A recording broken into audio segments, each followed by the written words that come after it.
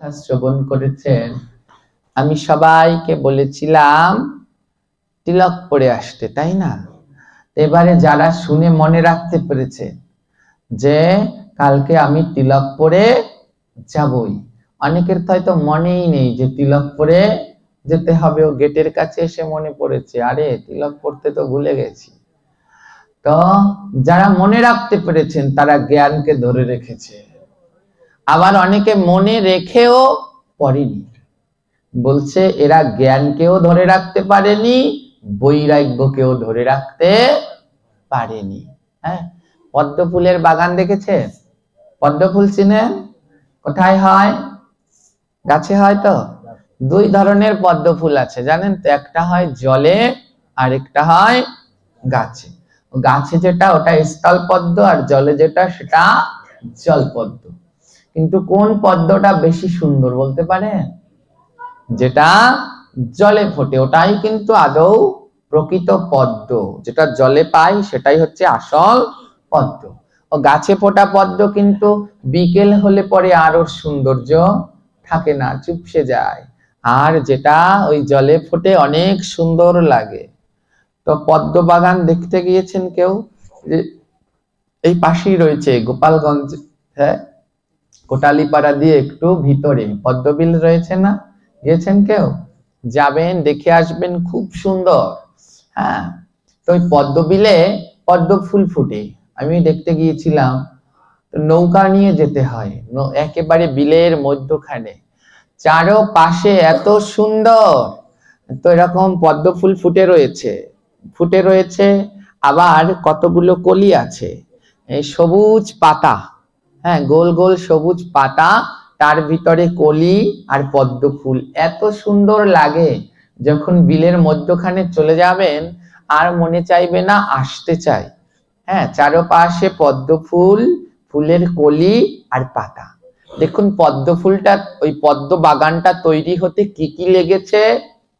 ফুল রয়েছে, আবার কলিও রয়েছে, আবার পাতাও রয়েছে, আবার মাঝে মাঝে না ট্যাপোনা, কচুরি পানাও আছে।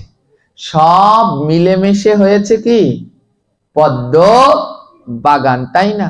যদি শুধু পদ্ম ফুল থাকতো, পাতাও থাকতো না, কলিও থাকতো না, তাহলে ভালো লাগতো? তাহলেও কিন্তু ভালো লাগতো না।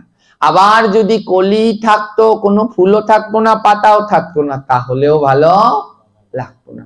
আবার শুধু যদি পাতা থাকতো তাহলেও ভালো লাগতো না। আর যদি শুধু কচুরি পানা থাকতো তাহলে তো মোটেই ভালো লাগতো না। এই যে আপনারা বসে আছেন, এটা হচ্ছে একটা পদ্ম ফুলের বাগান। এই যে বসে আছেন, এটা কি পদ্ম ফুলের? যারা টানা করে তিলক দিয়েছেন এরা সব ফুটন্ত পদ্ম ফুল, খুব সুন্দর লাগছে। আমার চোখটা তাদের দিকে বারবার চলে যাবে যাদের কপালে টানা করে অর্ধপণ্ড তিলক ধারণ করেছেন, এরা সব ফুটন্ত পদ্ম ফুল। হ্যাঁ, ওই পদ্ম বাগানে দিলে দেখবেন কি পদ্ম ফুলের দিকেই সবার দৃষ্টিটা যায়। কিন্তু পদ্ম বাগান হতে কলিও লাগবে, পাতাও লাগবে, ও ট্যাপোনাও লাগবে, কিন্তু নজরটা সবার কোথায় যাচ্ছে? ফুলের দিকে। তো যারা টানা করে তিলক করে আছেন এই বাগানে সবাই সেই পদ্ম ফুল। যারা এখন ওই যে ফোটা ফোটা দুই একজনের কপালে আছে, এগুলো সব কলি, এখনো ফোটেনি, কিন্তু আশা রাখি এগুলো সব ফুটবে। হ্যাঁ, আর যারা একেবারে মোটেই তিলক করেননি তারা সব পাতা। হ্যাঁ, পাতা না হলেও তো আবার হবে না, তাই পাতা। তো ভগবানের কাছে প্রার্থনা রইল। আর অনেকে আছে যারা একেবারে সংকল্প করে বসে আছে আমি তিলক পরবই না, ওইগুলো হচ্ছে সব কচুরি পানা। হ্যাঁ, তো আমার ভগবানের কাছে প্রার্থনা রইল, যারা কচুরি পানা আছে ওরাও কিন্তু কাজে লাগে। কি কাজে লাগে? ওরা পচে সার হয়, আর সেই সার পদ্ম গাছ খায়, খেয়ে তারপরে তাতে পাতা হয়, সেই পাতা দিয়ে শক্তি নিয়ে কলি হয়, কলি দিয়ে পদ্ম ফুল হয়। তো আমার প্রার্থনা রইল প্রভুর নিকটে যেন এই বাগানে সবগুলো কালকে পদ্ম ফুল ফুটে যায়। আজকে দেখুন যারা যারা তিলক করে এসেছেন অনেকেই হয়তো সুন্দর করে করতে পারেননি, কিন্তু তাও খুব সুন্দর হয়েছে। হ্যাঁ, অনেকে সোজা করে করতে পারেননি, আমি জানি অনেকজনে চেষ্টা করেছেন, তিলক দেখলে বোঝা যায়। হ্যাঁ, কিন্তু খুব সুন্দর হয়েছে জানেন, যতটা চেষ্টা করেছেন টানা করে করবার জন্য খুব ভালো হয়েছে।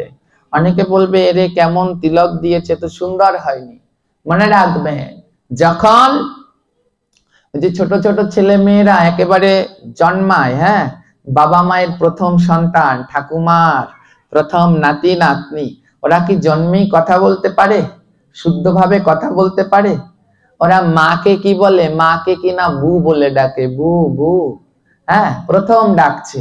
এবার আমি যদি বড় হয়ে মাকে বু বলে ডাকি, শুনতে ভালো লাগবে? কিন্তু ওরা বাচ্চারা যদি ওই আদো আদো গলায় যা ডাকে তাই শুনতে কেমন লাগে? খুব মিষ্টি লাগে। বৃন্দাবনে যাবেন, দেখবেন এই ছোট ছোট বাচ্চারা, ওরাও না যাকে দেখবে, আপনাকে দেখুক, যাকে দেখবে রাধে রাধে বলবে। রাস্তায় যাকে দেখবে রাধে রাধে বলবে। এই তো ছোট ছোট বাচ্চা, তো ওরা রাধে রাধে উচ্চারণ করতে পারে না। ওরা যাকে দেখে বলে লাদে লাদে। হ্যাঁ, রাধে রাধেটা উচ্চারণ হয় না, রাধে রাধে রে বলছে লাদে লাদে। কিন্তু তাও এত ভালো লাগছে, এত মিষ্টি লাগছে যে ওদের উচ্চারণ ভুল তাতে কি পাপ হবে? ওতে আরো ভগবানের আনন্দ হয়, ওতে আরো ভগবানের আনন্দ হয়।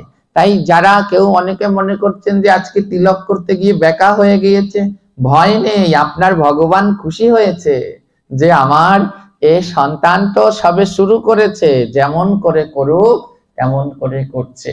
তো আজকে এই ভক্ত সভা কি একটা পদ্ম ফুলের বাগান।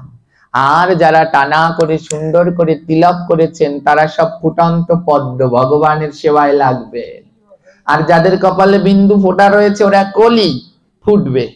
আশা আছে কালকে হয়তোবা ফুটে যাবে। আর যারা এখনো ফোঁটাও দেননি তারা সবাই পাতা, তাদের জন্যও ভয় নাই, তাদের জন্য আশা আছে। ও পাতা না থাকলে তো কলিও হবে না, ফুলও হবে না, তাই পাতাও লাগবে। তাই ও পাতার প্রতিও প্রার্থনা রইল, ওরাও একদিন কলি হবে, তারপরে ওরাও একদিন ফুল হয়ে ফুটবে। আর যারা তিলক পরবেনই না, একেবারে প্রতিজ্ঞা করেছেন তিলক পরবো না, দেখি কি হয়, তারা সবাই ওই কচুরি পানা বলছে, তাদের জন্য ভগবানের কৃপা, তোরাও সেবা থেকে বঞ্চিত হবি না। জয় নিতাই। তো খুব ভালো, আপনারা যারা, আমি আসছে দিনকে বলেছিলাম, বিগত দিনে বলেছিলাম যেমনি করে তিলক পরে আসবেন, খুব ভালো লাগছে। তো যারা টানা করে তিলক পরেছেন, এই অধমের কথাটা একটু রাখার চেষ্টা করেছেন, তাদের সকলার চরণে এই অধমের প্রতি অনন্ত কোটি দণ্ডবত প্রণাম রইল। আর যারা এখনো তিলক পড়তে পারেননি তাদের কাছে প্রার্থনা রইল, তাদের চরণ ধরে প্রার্থনা রইল, আপনারাও সবাই তিলক ধারণ করুন। তিলক ছাড়া আমাদের আর কোনো গতি নাই। মালা তিলকই হচ্ছে সঙ্গের সারথি। এই সাজেই সেজে আমাদের গোবিন্দের কাছে যেতে হবে। স্কুলে গেলে যেমন স্কুল ড্রেস পরতে হয়, নইলে যে স্কুলে ঢুকতে দেয় না। আমাদের ভগবানের স্কুল, এই ভগবানের স্কুল, এই স্কুলের হেডমাস্টার হচ্ছে স্বয়ং ভগবান শ্রীকৃষ্ণ। হ্যাঁ, আর শিক্ষক বিভিন্ন মহাত্মাগণ আসবে আর শিক্ষা দিয়ে যাবে। আর এই স্কুলের ছাত্র হচ্ছি আমরা। আর আমাদের পোশাক কি? এখানে রং বেরঙের পোশাক পরলেও কিছু হয় না। এখানের পোশাক হচ্ছে দ্বাদশ অঙ্গে তিলক, কণ্ঠে তুলসীর মালা। বলছে যাদের স্কুল ড্রেস নাই তারা কিন্তু বেশিক্ষণ স্কুলে থাকতে পারে না। প্রত্যেক ছাড় এসে তাদেরকে কি করে? তাদেরকে শাস্তি প্রদান করে। তাই আমরা যেন কেউ শাস্তি না পাই, ভগবানের এই স্কুলে যেন আমরা সবাই প্রভুর কথা মতো চলতে পারি। তাই সবাই তিলক ধারণ করার চেষ্টা করবে। আমরা দেখলাম শ্রীমদ্ ভাগবতের এই শ্লোকে বলা হয়েছে যে ভক্তি তখনই রক্ষা পাবে যখন তাকে পালন করার চেষ্টা করতে আমরা পারবো। যদি আমরা চেষ্টা না করি তাহলে হবে? যদি শুনে চলে গেলাম তাহলে হবে? অনেকে মনে করে কি ভাগবত পাঠ ওটা একটা শোনা, ও শুনতে হয় তাই শুনতে আসি, শুনে বাড়ি চলে যাই, শেষ। তাহলে আর জীবনে কোনো কাজে লাগবে না। এক শাশুড়ি আর বৌমার গল্প শুনুন। এক শাশুড়ি ভাগবত পাঠ শোনে 40 বছর ধরে। কত বছর? আর বউয়ের, নতুন বউ বিয়ে হয়েছে, সে ভাগবত পাঠ শোনে 4 মাস ধরে। এবারে শাশুড়ির মনে কৃষ্ণ ভক্তি নাই, কিন্তু বৌমার মনে কৃষ্ণ ভক্তি আছে। এবার ও পাঠক একদিন ভাগবত পাঠে বলছে, শোনো, ঘুম থেকে উঠে বাসি কাপড় ত্যাগ করতে হয়। ও শাশুড়ি কি করে? ঘুম থেকে উঠে বাসি কাপড় ছাড়ে না, ও বাসি কাপড়ে একটা গ্রামে রাউন্ড দিয়ে ঘুরে আসে। বৌমা কি করে? ওই যে পাঠে শুনে এসেছে, পরের দিন থেকেই বাসি কাপড় ছাড়ছে। পরের দিন আবার শাশুড়ির সাথে পাঠে গিয়েছে। এবার ভাগবত পাঠে বলছে, শোনো, যদি সম্ভব হয় সকালবেলা স্নান করে আগে তুলসী তলায় জল দেবে, ফুল দেবে, তুলসী পরিক্রমা করবে। ও শাশুড়ি কি করে? গ্রামে একটা ঘুরলা দিয়ে সেই পানের থালা নিয়ে বসে পড়ে। হ্যাঁ, বৌমা কি করছে? বৌমা তো পাঠে শুনে এসেছে, পাঠক বলেছে। বৌমা স্নান করে তারপরে তুলসী তলায় জল দেয়, ফুল দেয়, পরিক্রমা করে। এবার পরের দিন ভাগবত পাঠক আবার পাঠ করছেন। এবার পাঠক বলছে, শোনো, এই যে যারা আমিষ খাও তাদের বাড়িতে অন্তত থাল বাসন ধোয়ার জন্য 3টে নাতা বাড়াবে। ও আমিষের নাতা আলাদা থাকবে, আমিষের বাসন যা দিয়ে মাজবে সেটা থাকবে আলাদা, নিরামিষের বাসন যেটা মাজবে সেটা থাকবে আলাদা, ভগবানের বাসন যেটা দিয়ে ধোবে সেটা থাকবে আলাদা। যদি নিরামিষ আর ভগবানের বাসন একই নাতা দিয়ে মাজা হয় তাহলে কিন্তু ওটার ভগবানের সেবায় লাগবে না। এখানে এসে শুনেছি ভগবানের থালায় নাকি চিনি দেয়, সে দিয়ে এমনি জিহ্বা দিয়ে থালা ধরে চেটে চেটে খাচ্ছে। মহা অপরাধ। ও থালা তো যেন ভগবানের সেবায় আর লাগছেই না, তোমার জিহ্বাটা নরকে যাওয়ার জন্য প্রস্তুত। ভগবানের থালায় কোনো কিছু খেতে নেই। এবং এমন কি ভগবান যে থালা দিয়ে নিরামিষ বাসন কোসন মাজা হয়, যে নাতা দিয়ে, সেই নাতা বা ঘষুনি দিয়ে অন্য ভগবানের থালা বাসনও মাজতে নেই, ভগবানেরটা সম্পূর্ণ আলাদা রাখতে হয়। এবার পাঠে এসে বৌমা এটা শুনেছে, বাড়িতে গিয়ে কি করেছে? বৌমা 3টা ওই ধোয়ারটা বাড়িয়েছে, আলাদা আলাদা 3টা বাড়িয়ে নিয়েছে। এবার শাশুড়ি কি করেছে? ও বাসি কাপড়ে সব থালা বাসন একসাথে করতে যাচ্ছে। এবার বৌমা বলছে, মা দাঁড়ান দাঁড়ান, কি করছেন? কালকে ভাগবত পাঠে শোনেননি যে পাঠক বলেছে ভগবানেরটা একটা দিয়ে ধুতে হবে, নিরামিষেরটা একটা দিয়ে ধুতে হবে, আমিষেরটা আরেকটা দিয়ে ধুতে হবে, আপনি এটা কি করছেন? এবার শাশুড়ি দেখছে সর্বনাশ, এ বউ তো দেখি আমার উপরে থেকে 1 পা উপরে উঠে গেছে, আমার থেকে 1 র‍্যাঙ্ক বেশি উঠে গেছে। এ বউকে যদি এখনই ছাঁটাই করা না যায় তাহলে তো আমার আর গ্রামে মান সম্মান থাকবে না। এবার বউকে ডাকছে, বউ শুনে যাও, শুনে যাও। বলছে, কি মা? বলছে, শোনো, তুমি এত কিছু শিখলে কোন কান থেকে? এই যে স্নান করো, তুলসী তলায় জল দাও, বাসি কাপড় ছাড়ো, এই 2-3টা থালা বাসন ধোয়ারটা তৈরি করেছো, এত কিছু শিখলে কোন কান থেকে? এবার বৌমা বলছে, কেন মা? ভাগবত পাঠে পাঠক বললো সেখান থেকে শিখেছে। এবার শাশুড়ি বলছে, শোনো, ভাগবত পাঠ মানে কি জানো? তো সংসারে আউল বাজানোর চেষ্টা। হ্যাঁ, অত সংসারে আউল বাজানোর চেষ্টা। শোনো, তুমি ভাগবত শোনো 4 মাস ধরে, আর আমি শুনি 40 বছর ধরে। ভাগবত পাঠ শুনতে হয় কিন্তু পালন করতে হয় না। ভাগবত পাঠ শুধু শুনবে, কোনো পালন করবে না। ওই যে পাঠ শুনতে যাও, গিয়ে নিচে বসো না? বৌমা বলছে, হ্যাঁ বসি তো মা। জামা কাপড়ে ময়লা লাগে না? বৌমা বলছে, হ্যাঁ লাগে তো।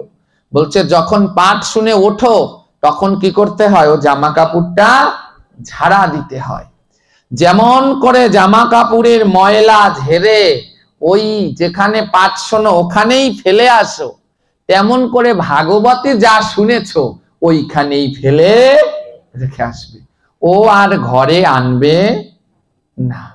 তো এইরকম যদি কেউ হয় তাহলে তার আর ভক্তি জীবন পালন করা হবে না। ভাগবত থেকে শুনতে হবে এবং সেখান থেকে কিছুটা কিছুটা নিয়ে বাড়িতে আমাদের ব্যক্তিগত জীবনে পালন করতে হবে। যদি আমরা সেটা পারি তাহলে আমাদের ভাগবত শোনা, হরিকথা শোনা সার্থক। হ্যাঁ, যদি ভাগবত থেকে কিছু শিক্ষা নিয়ে সেইগুলো আমরা জীবনে প্রতিনিয়ত পালন করতে পারি তাহলে আমাদের ভাগবত শোনা সার্থক। আজ এই শ্লোকে তেমনি ব্যাখ্যা করা হয়েছে যে মানব ভক্তি তখনই ধরে রাখা যায় যখন এই ভাগবতীয় কথাগুলো আবার বাড়িতে গিয়ে হৃদয়ে লালন করা যায়। হ্যাঁ, এই বাড়িতে গিয়ে এই কথাগুলো হৃদয়ে লালন করা যায়। তো আপনারা যারা এই যে এত সুন্দর করে তিলক ধারণ করেছেন, হৃদয়ে লালন করে বাড়িতে গিয়ে করেছেন, আমি জানি একদিন সবাই তিলক পরবে। আজ পরেন আর কাল পরেন, আপনারা কেউ বাদ যাবেন না, সবাই টানা করে তিলক পরবেন। কারণ আমার মহাপ্রভু বলেছেন একদিন নগর আদি আছে যত গ্রাম, একদিন প্রচারিত হইবে মোর দেয়া এই হরির নাম। মহাপ্রভুর এই নাম একদিন সমস্ত জায়গায় প্রচার হবে। তা আমি জানি, আমি আশা রাখছি যে একদিন সবাই তিলক ধারণ করবেন। তো অনেকে প্রশ্ন করে বাবাজি, যারা ছেলে রয়েছে বা বাবারা রয়েছে তারা প্রশ্ন করে বাবাজি আমরা দোকান থেকে আসলাম, এখন দোকান থেকে আসার পথে তিলক কোথায় পাবো? এখন তো আর তিলক পরে আসতে পারছি না। হ্যাঁ, তো মনে রাখবেন সব সময় দোকানেও একটা তিলক রেখে দিতে হয়। তিলক অত্যন্ত পবিত্র জিনিস, জানেন তো সেটা? গৃহে 11টা জিনিস সর্বদা রাখতে হয়। তো এর ভিতর থেকে কয়েকটা জিনিস আপনাদের দোকানেও রেখে দিবেন যাতে দোকানেরও মঙ্গল হবে। গৃহের ভিতরে 11টা জিনিস থাকলে কোন সময় সেই গৃহে অলক্ষ্মী বাস করতে পারে না। আমি 11টা জিনিসের কথা বলছি, 11টা নাম বলছি। 11টা জিনিস যাদের গৃহে রয়েছে তাদের গৃহে কোনো সময় অলক্ষ্মী বাস করতে পারে না, তাদের গৃহে সদা সর্বদা মা লক্ষ্মী বাস করে। তো গৃহে প্রথম যে জিনিসটি রাখতে হয় সেটা হচ্ছে তিলক। প্রথম যে জিনিসটি সবার বাড়িতে থাকা দরকার সেটা হচ্ছে কি? তিলক। আমি এমনও অনেক অনেক প্রত্যন্ত এলাকায় পাঠ করতে গিয়েছি। হ্যাঁ, গিয়ে দেখি ওই যে ভাগবত পাঠ শুনতে যাবে, ঠাকুমা তিলক খুঁজছে। তো বৌমাকে বলছে বৌমা তিলকটা কোথায় রেখেছি খুঁজে পাচ্ছি না। মানে তিলক তো দেয় না, কোন জায়গায় রেখে দিয়েছে এখন খুঁজেও পাচ্ছে না। বলছে তিলক শুধু রাখলেই হবে না, প্রতিদিন অঙ্গে ধারণও করতে হবে। তাই যদি পারেন তিলক শুধু ঘরে না দোকানের ভিতরেও এক টুকরো রেখে দিতে পারেন। যারা বাজার থেকে সরাসরি ভাগবতে চলে আসছেন ও আসার সময় একটু জল নিয়ে তারপরে কি করবেন, হালকা করে একটু জল নিয়ে, যদি গাঢ় করে নাও দিতে পারেন হালকা করে জল তিলক করে দিয়ে চলে আসবেন, কোনো অপরাধ নেই। তো গৃহের ভিতরে প্রথম যে জিনিসটি রাখতে হয় সেটা হচ্ছে তিলক। 2 নম্বরে রাখতে হয় গঙ্গা জল। এটা প্রত্যেকটা দোকানে রাখাও ভালো। হ্যাঁ, গঙ্গা জল সমস্ত অপবিত্রকে কি করে? পবিত্র করে, সমস্ত অশুভকে বিনাশ করে। বিভিন্ন কুদৃষ্টি আছে, হ্যাঁ, বিভিন্ন দৃষ্টি থাকে না, গৃহের উপর দিয়ে দেখবেন অনেক কিছু চলাফেরা করে, জাদু করে, টুকটাক করে। হ্যাঁ, কি বলে দ্বার চলে ঘরের উপর দিয়ে, কত কিছু যায়। ঘরের ভিতরে বা দোকানের ভিতরে গঙ্গা জল থাকলে তাহলে সেই দোকান বা ঘরের কোনো ক্ষতি হয় না। তাই সদা সর্বদা গঙ্গা জল রাখার চেষ্টা করবেন। এবার যারা বলবেন বাবাজি আমি তো দোকান থেকে এসেছি, তিলক পরে কি করে আসবো? দোকানে যদি তিলক এবং গঙ্গা জল থাকে তাহলে কিন্তু একটু ধারণ করে আসা যায়। আর তিলক পরলে কি হয়, অপবিত্র পবিত্র হয়ে যায়। ও গঙ্গা জল মিশিয়ে একটু তিলক পড়ছে, গঙ্গা জল অঙ্গে লাগলে অপবিত্র পবিত্র হয়ে যায়। তাই আমাদের মনে তো চেষ্টা নাই, তাই আমরা পারি না। চেষ্টা করলে অবশ্যই আমরা পারবো। তা আমাদের প্রত্যেকের গৃহে যে 11টা জিনিস রাখতে হয়, তার প্রথমটা হচ্ছে তিলক, দ্বিতীয়টা গঙ্গা জল, 3 নম্বরে হচ্ছে তুলসী।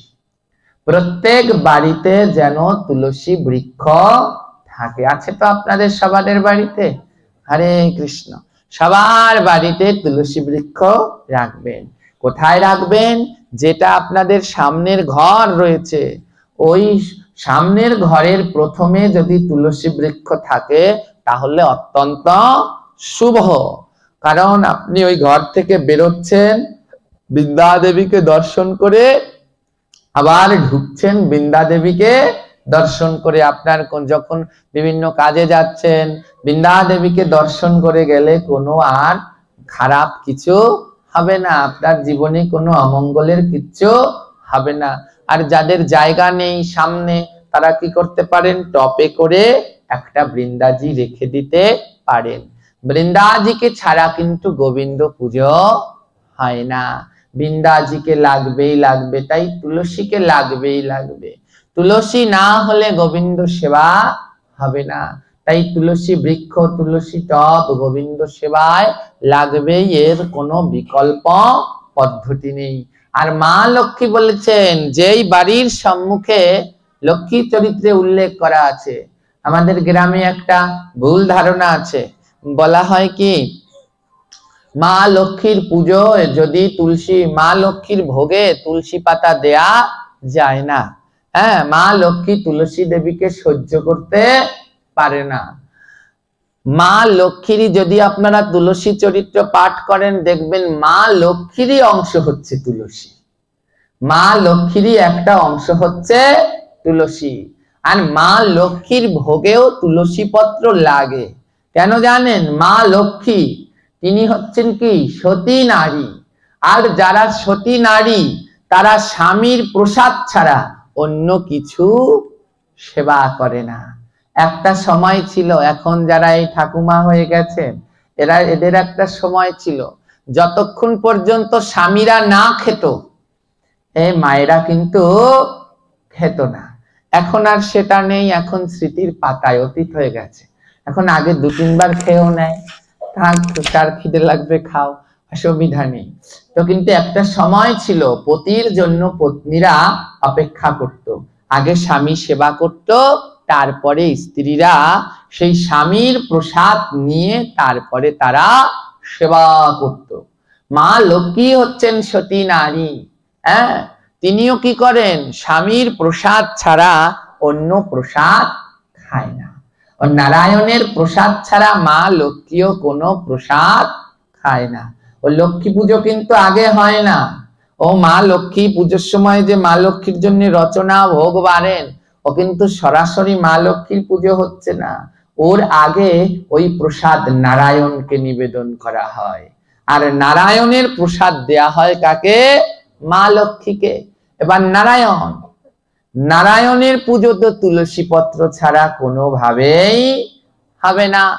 56 ভোগার 36 ভোগার 56 ব্যঞ্জন বিনা তুলসী প্রভু না করে গ্রহণ। যদি নারায়ণ সেবায় এই ফলগুলো দেন, এখানে আপেল রয়েছে, কমলা রয়েছে, মালটা রয়েছে, যদি সব মিলিয়ে একটা তুলসী দেন, তুলসীটা গিয়ে কিসের উপরে পড়লো? শশার উপরে পড়লো, ভগবান ওই শশাই গ্রহণ করবে। আপেল কমলা মালটা একটাও গ্রহণ করবে না।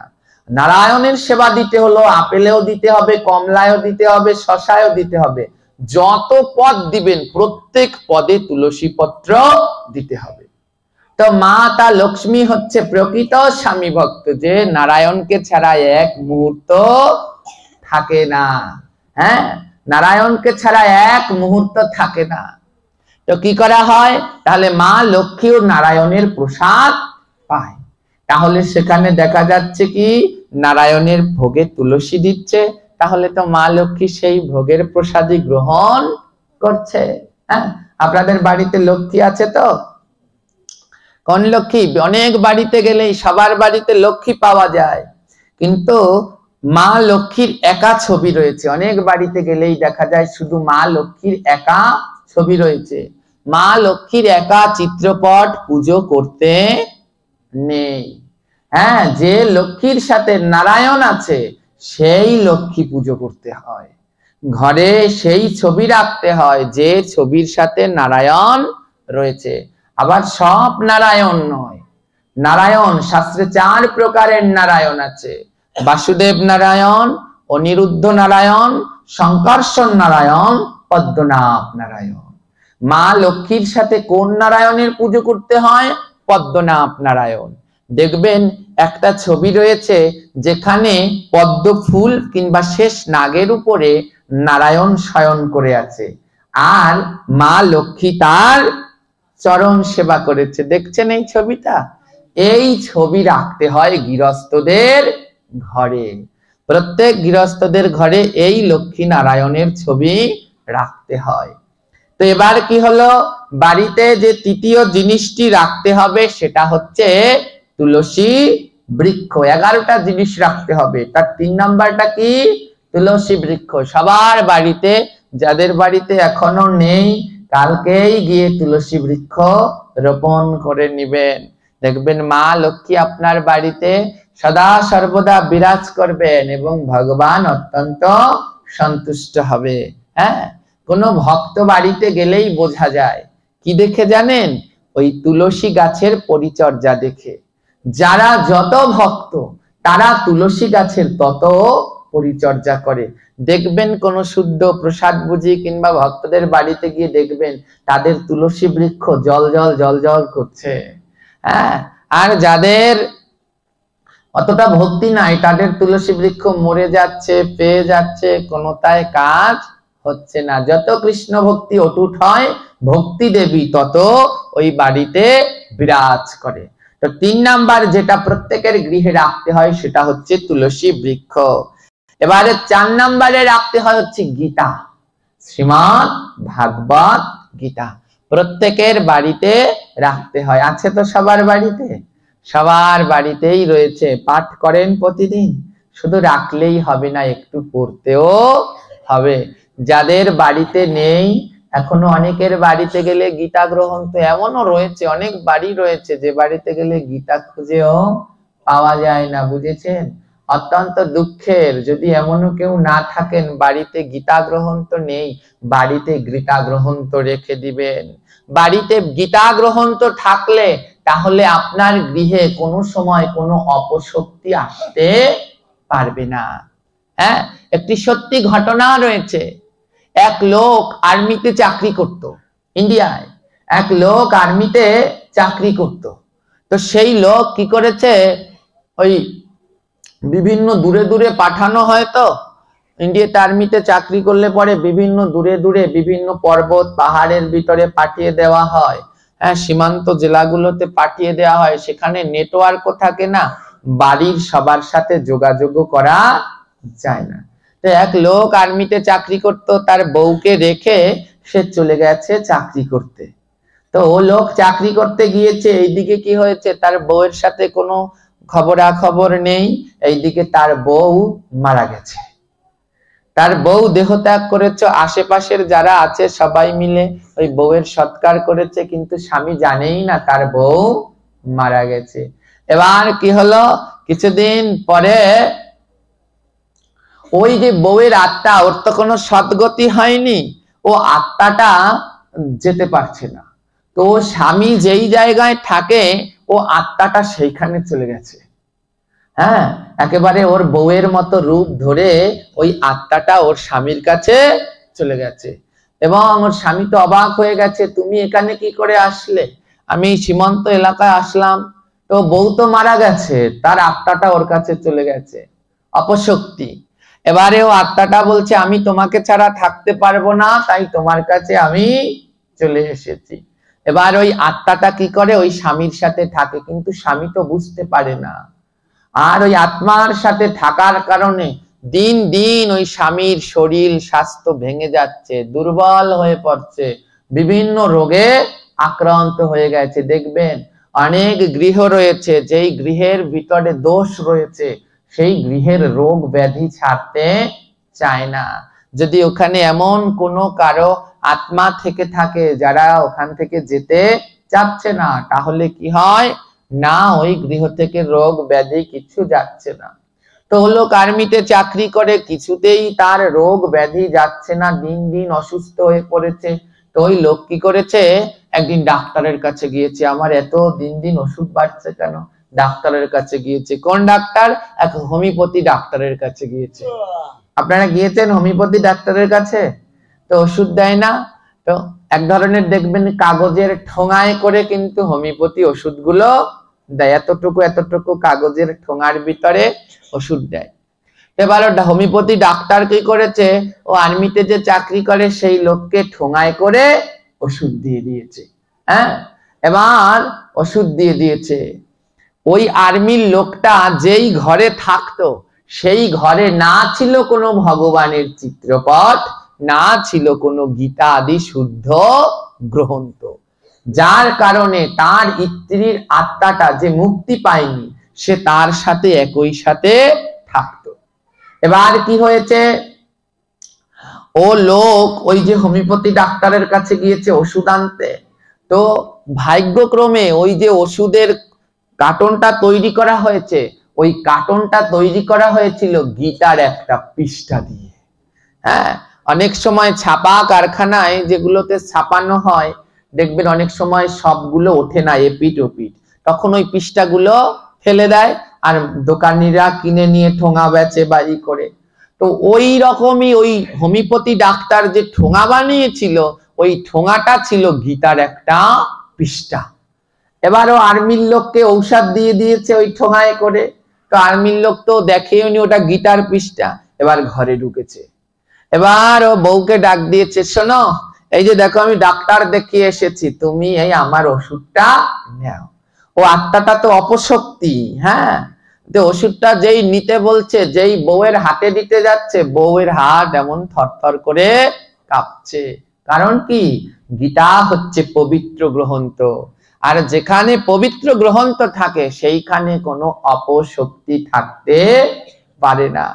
তো স্বামী কি করেছে, জোর করে গিয়ে স্ত্রীর হাতে যেই ওই ওষুধের ঠোঙাটা ঠেঙাতে গেছে, আর স্ত্রীর সঙ্গে সঙ্গে একেবারে ভেনিশ হয়ে গেছে। তখন স্বামী বলছে, কি হচ্ছে কিছুই তো বুঝতে পারলাম না। পরবর্তীতে সংবাদ নিয়ে দেখে যে তার স্ত্রী মারা গেছে আরো 3 থেকে 4 মাস আগে। তাহলে কি দেখলাম, যে গীতার একটা পৃষ্ঠাও যদি ঘরে থাকে, তাহলে সেই ঘরে কোনো অপশক্তি প্রবেশ করতে পারে না। তাই প্রত্যেকের ঘরে 4 নাম্বার যে জিনিসটা রাখতে হয় সেটা হচ্ছে গীতা। এবার 5 নাম্বারে যেটা সবার ঘরে থাকা দরকার সেটা হচ্ছে শঙ্খ। হ্যাঁ, কোন শঙ্খ? জল শঙ্খ তো লাগে পুজো করতে, বাদ্য শঙ্খ, বাজানো শঙ্খ। এবং প্রতিদিন প্রত্যেক গৃহে শঙ্খ বাজানো উচিত। এই যে শ্রীমদ ভাগবত হচ্ছে, এই ভাগবতেও কিন্তু শঙ্খধ্বনি করার উল্লেখ রয়েছে। যখনই এই যে মায়েরা উলুধ্বনি করেন, তখন সঙ্গে সঙ্গে শঙ্খধ্বনিও করতে হয়।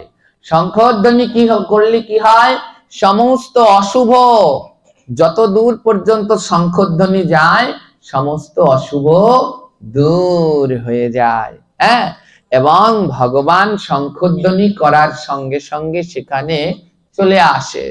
শঙ্খটা কে জানেন তো? শঙ্খ, শঙ্খচূড় নামে এক দৈত্য ছিল। এই দৈত্যকে মহাদেব বধ করেন, তার ত্রিশূল দিয়ে ভস্ম করে দেন। তখন কি হলো, শঙ্খচূড় পুড়ে ছাই হয়ে যায়, কিন্তু তার হাড়গুলো পড়েনি। তখন মহাদেব শঙ্খচূড়ের হাড়গুলো সমুদ্রের জলে ফেলে দিয়েছিল। সেই হাড় দিয়ে সৃষ্টি হয়েছিল শঙ্খ। তো সেই হাড় দিয়ে যে শঙ্খ সৃষ্টি হয়েছিল, সেই হাড় দিয়ে আবার একটা অসুর শঙ্খ হয়েছিল। সেই অসুরটার নাম হচ্ছে পাঞ্চজন। হ্যাঁ, অসুরটার নাম হচ্ছে পাঞ্চজন অসুর। ও কি করতো, জলের ভিতরে থাকতো। দিনের বেলায় জলের ভিতরে শঙ্খের মধ্যে লুকিয়ে থাকতো, আর রাত্রের বেলায় অসুর রূপ ধারণ করে মানুষের উপরে অত্যাচার করত। তখন ভগবান শ্রীকৃষ্ণ কি করলেন? এই 5 জন অসুরকে শাস্তি প্রদান করলেন। তো শাস্তি প্রদান করে ভগবান, ওকে কেউ খুঁজে পায় না, কারণ ও তো শঙ্খের ভিতরে লুকিয়ে থাকে। তখন ভগবান তো সব জানেন। ভগবান কি করলেন? 5 জনের উপরে উঠে নৃত্য করতে লাগলেন, এই শঙ্খের উপরে উঠে নৃত্য করতে লাগলেন। এই শঙ্খ বুঝতে পারলেন যে ভগবানের হাত থেকে আজ আর আমার নিস্তার নেই। তো গোবিন্দর কাছে শঙ্খ ক্ষমা ভিক্ষা চাইলেন, প্রভু আমায় ক্ষমা করে দেন। ও 5 জন অসুর ক্ষমা ভিক্ষা চাইলেন, প্রভু আমায় ক্ষমা করে দেন। তখন গোবিন্দ বলল, বেশ 5 জন, তুমি যখন বুঝতে পেরেছো তাই আমি তোমাকে ক্ষমা করে দিলাম। গোবিন্দ বলল, তুমি আমার কাছে একটা বর চাও 5 জন। তখন কি করলো? 5 জন বলল, হে প্রভু, তুমি এত ক্ষমার মূর্তি, আমার মতো পাপী যে সবার অনিষ্ট করে, তুমি তাকে ক্ষমা করে দিলে। তাই হে প্রভু, তুমি যখন আমার মস্তকের উপরে উঠে নৃত্য করলে, তাই আমি সদা সর্বদা তোমার চরণ তলে থাকতে চাই। ভগবান বলল, তথাস্তু, যাও, আজ থেকে তুমি আমার চরণ তলে থেকে যাও। তাই ভগবানের চরণ তলে 19টি চিহ্ন আছে, তার ভিতরে একটি চিহ্ন হচ্ছে শঙ্খের চিহ্ন। দেখবেন একটি চিহ্ন হচ্ছে শঙ্খের চিহ্ন। তো ভগবান কি করলো? ও 5 জনকে রেখে দিল তার চরণের নিচে, আর ওর যে খোলস, এই শঙ্খের যে খোলস রয়েছে, ওটা তুলে নিলেন নিজের হাতে। বিষ্ণুর হাতে কি রয়েছে? বিষ্ণুর হাতের শঙ্খের নাম কি? পাঞ্চজন্য। ওই যে 5 জন হচ্ছে অসুর, আর ওর খোলসটার নাম হচ্ছে পাঞ্চজন্য। ভগবান কি করলেন? ওই অসুরের খোলসটা তুলে নিলেন হাতে, আর অসুরটাকে রেখে দিলেন তার চরণের তলে। তো ভগবান বললেন, হে 5 জন্য, তোমাকে তো আমি চরণের তলে রেখে দিলাম। 5 জন্য বললেন, হে প্রভু, আমি তোমায় এই খোলস দান করলাম। ভগবান সেই খোলস হাতে নিলেন এবং শঙ্খধ্বনি করলেন, এবং ভগবান আশীর্বাদ করলেন, যেইখানে এই শঙ্খধ্বনি হবে সেইখানেই আমি গোবিন্দ নিতাই গৌর হরি বলে ছুটে আস।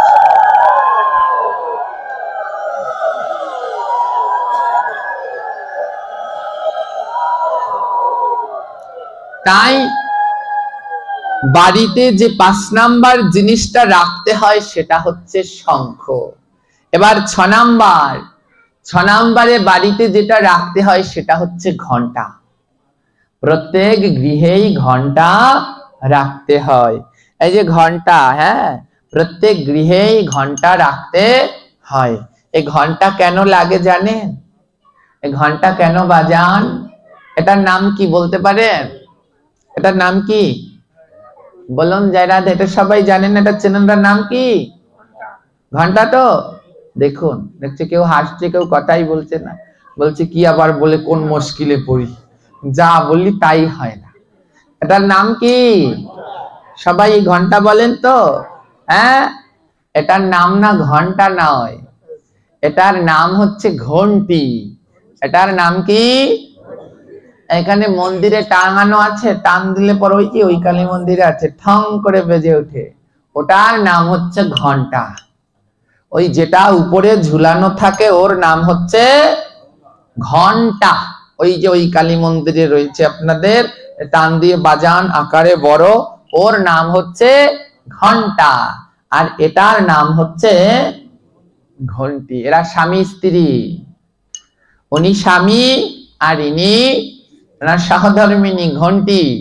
এই ঘন্টি সহধর্মিনী, আর ঘন্টা হচ্ছে পুরুষ।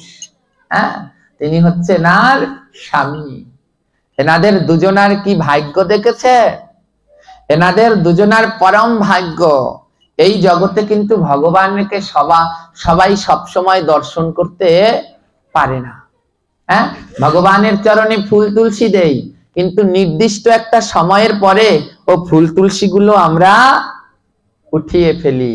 কিন্তু ভগবানের মাথার উপরে যে ঘন্টা রয়েছে, ভগবানের চরণের পাশে যে ঘন্টি রয়েছে তাদেরকে কিন্তু কেউ নেয় না। তারা কিন্তু রাত্রবেলায়ও ভগবানকে দর্শন করতে পারে। এদের কি সৌভাগ্য দেখেছেন? এই ঘন্টা ঘন্টির সৃষ্টি হয়েছিল কোথা থেকে জানেন? এরা দুজন পরম শুদ্ধ ভক্ত, হ্যাঁ, দুজন স্বামী এবং স্ত্রী, দুজনে পরম একনিষ্ঠ ভক্ত। এবারে এ ঘন্টা ঘন্টি পরম শুদ্ধ ভক্ত ছিল। তাদের জগতের কোনো কিছুর অভাব ছিল না, সব কিছু তাদের ছিল। শুধু ছিল না কি জানেন? শুধু তাদের ঘরে কোনো সন্তান ছিল না। এই ঘন্টা ঘন্টির ঘরে কোনো সন্তান ছিল না। তো যিনি ঘন্টা, তার মনে অনেক দুঃখ, তার মনে সদা সর্বদা অনেক দুঃখ যে আমার যদি একটা সন্তান হতো তাহলে আমার সব ইচ্ছা পূর্ণ হয়ে যেত। কিন্তু যিনি ঘন্টি, তার মনে কোনো অপূর্ণতা ছিল না, তার মনে সদা সর্বদা সুখ ছিল। তো একদিন ওই ঘন্টা যখন বাইরে যেত তো বিভিন্ন লোক তাকে নিন্দা টিটকারি করতো, তোমার মুখ দেখাই উচিত না, তোমার কোনো সন্তান নেই, তুমি আটখুরো, তোমার মুখ দেখলেও পাপ, দিন খারাপ যায়। তো ঘন্টা এসে বাড়িতে কান্না করতো। ঘন্টি বলতো, তুমি কাঁদছো কেন? তো স্বামী বলতো, জানো আমি বাইরে গেলে পরে সবাই কত নিন্দা করে। ঘন্টি বলছে, নিন্দা করা তো ভালো, নিন্দা করা খারাপ না ভালো? যে নিন্দা করবে তার জন্য খারাপ, যার নামে নিন্দা করবে তার জন্য ভালো। কারণ যদি আপনার নামে আমি নিন্দা করি তাহলে আপনার অনেক ভালো, কারণ আপনার পাপ আমি সব নিয়ে নিচ্ছি। যে নিন্দা করবে তার জন্য খারাপ, আর যার নিন্দা হবে তার জন্য ভালো।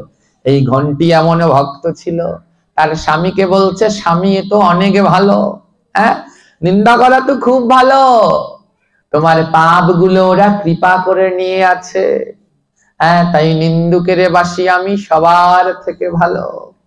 কারণ ওরাই তো আসল বন্ধু। এই জগতে কেউ কারো পাপ নিতে চায় না, কিন্তু কেউ যদি কারো নিন্দা করে কি ভাগ্য, ওই যার নামে নিন্দা করছে নিন্দুক তার পাপ নিয়ে নিচ্ছে। ঘন্টি বলছে, স্বামী তোমার তো অনেক ভাগ্য ভালো যে তোমার নামে নিন্দা করছে আর তোমার পাপ গুলো নিয়ে নিচ্ছে। কালকে থেকে আমিও বাইরা বাইরা ঘুরবো, যেন আমার নামেও একটু নিন্দা করে, আমারও যেন একটু পাপ কাটে। এবারও স্বামীর কিছুতেই মন ভালো করা যাচ্ছে না। পরের দিন আবার স্বামীর মন খারাপ। ওই ঘন্টা জিজ্ঞেস করছে ঘন্টিকে, হ্যাঁ গো, তোমার কি একটুও মন কাঁদে না? তোমার কি একটুও মা ডাক শুনতে ইচ্ছে করে না? তোমার কি একটুও সন্তানের জন্য বুকটা ফেটে যায় না? ঘন্টি বলছে, না, আমার একটুও সন্তানের জন্য বুক কাঁদে না। জানো, আমার মনে হয় আমার পরম সৌভাগ্য, আমার ভগবান আমায় সন্তান দেয়নি। স্বামী বলছে, তুমি এটা কি বলছো? প্রত্যেক নারীর জীবন সার্থক হয় যখন একটি নারীর সন্তান হয়। যেই নারীর সন্তান নাই সেই নারী জানে সন্তান না থাকার কতটা যন্ত্রণা। যেই মায়ের একটি সন্তান নাই, যে নারীকে কোনো সন্তান মা বলে ডাকে না, সেই নারী জানে মা ডাক না শোনার কতটা কষ্ট। যে মা একটি সন্তানকে হারিয়ে ফেলেছে, সেই মা জানে সন্তান না থাকার কতটা যন্ত্রণা। আজ ঘন্টিকে বলছে, হ্যাঁ গো, তোমার কি কষ্ট হয় না? ঘন্টি বলছে, না স্বামী, আমার একটুও কষ্ট হয় না। বলছে, কেন তোমার কষ্ট হয় না? ঘন্টি বলছে, আমার তো পরম সৌভাগ্য, আমার গোবিন্দের আমার উপরে কত করুণা, কত কৃপা। স্বামী বলছে, কেমন কৃপা? তোমায় কোনো সন্তান দিল না, এ তোমার কেমন কৃপা?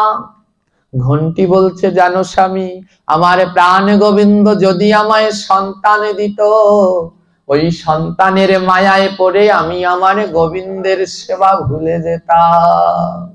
মায়া, আজ আমরা দেখুন, সন্তান, ছেলে মেয়ে, বিভিন্ন মায়ায় পড়ে গোবিন্দকে ভুলে যাচ্ছি।